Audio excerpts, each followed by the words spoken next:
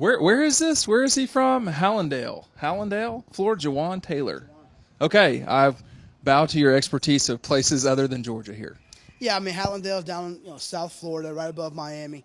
The thing about Juwan is he played at Hollywood Hills, a high school that former DC Willie Martinez played at in his day, down in South Florida.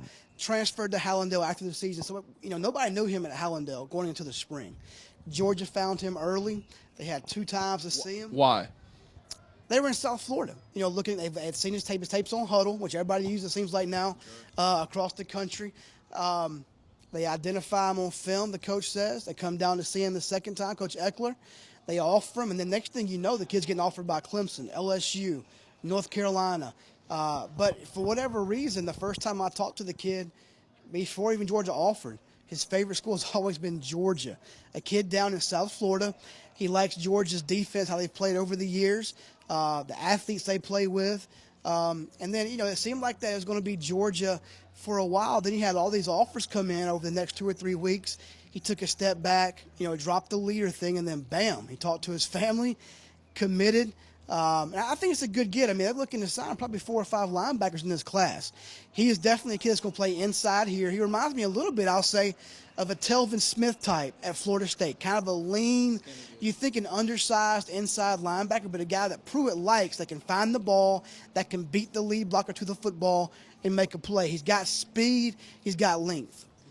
You were talking about how Georgia was sort of his number 1 school or whatever. It sort of speaks to out of this state, in North Carolina or even in South Florida, Sony Michelle, that Georgia does have maybe a bigger name brand than people in Georgia give it credit for outside of the state. Obviously, I think certain places in the SEC are that way because they've won a national championship. Georgia's still got a lot of cachet outside of this state. We've had this conversation before. I mean, we definitely, I think northeast, I mean, talking about Noshawn and Cade West and Akeem Hebron, the guys had that one class together. You had the guys like Jeff Owens, Mike Moore. At one time, Jamar Chase should have been a part of that class. And then you look those kids from rural North Carolina, Trenton, Danell Ellerby. Jeb Blazevich. I mean, you got kids every year. I mean, Todd Gurley, Keith Marshall. I mean, same class. I mean, not necessarily rural, but Todd was. They had the pockets in those states. And why is? Well, I guess my point was with this young man, this linebacker. Something spoke to him. Is it TV? Is it winning? What is it? I think it has to be TV.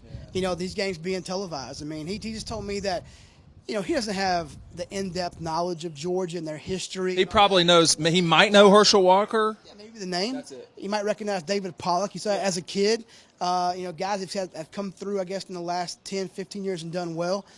He recognizes Georgia being shown on CBS and ESPN half the year, it seems like, in the fall. So that's where he saw that, he's always told me, he's used the term, I want to play for the G. I want to play for the G. And that's a big deal. I mean, the kid's athletic, has to fill out his frame. You watch his tape, the kid can run, been timed locally in the 4.5, 4.6 range. His linebacker very fast for a linebacker at 6'2", 210. He'll be at the Mark Richt camp, get his first chance to see Athens and check it out. But he had a long, nice talk, he said, with Coach Eckler. Coach Pruitt hung up the phone, went and talked to his parents, said, I'm ready to commit. They said, if you feel like it, go for it. He committed. The rest is kind of history. Well, I just think that people need to keep some perspective. I mean, the reality is Florida can't sign everybody in Florida. That'd be crazy. And some people just don't like the Gators. That happens. And so they're, by default, you're looking to go somewhere else because you're typically looking to go to play in the SEC. Florida State only lately in the last 3 years has sort of resurrected itself. It was a disaster for a long time. The U is somewhat the same situation. So people do look around. I think that's the thing that people forget is that you don't have to. You definitely need to concentrate in Georgia, but don't be naive. There's plenty of kids up and down the Eastern Seaboard, and I don't think Southern California is up for grabs like it was for a little bit there, but you can't be naive. You have to have a presence in places. Even in Texas, there's a lot of kids there. But anyhow. That's a good place to have a presence in South Florida. I mean, if you can go, no question. Sony, Isaiah McKenzie, Gilbert Johnson a year ago. I mean, if you can go in there and get 2, 4, 5 kids, I mean, you don't have to go crazy. Find the needs. I mean, when you have a guy like Sony, everybody will recruit him. But if you can find a guy like Juwan Taylor, a guy like Isaiah McKenzie, can play that return guy, slot receiver, and be that dynamic, different with 4 or 5 touches, that's a big deal. You can't ignore. This is really another discussion. We've hijacked this kid's thing. You cannot ignore Florida south of Orlando. I mean, well, south of Orlando. You can't ignore Eastern Carolina's, say Florence, South Carolina, up to the border of Virginia and North Carolina. There's too many kids there, and there's no loyalties there. I mean, we've talked before. And Charlotte, too. Think about North Carolina, a very, it doesn't get the respect it deserves. NC State should be punching themselves in the head. Talking about other states, not even yours, but yeah, let's get out of here. You get the point. Yeah.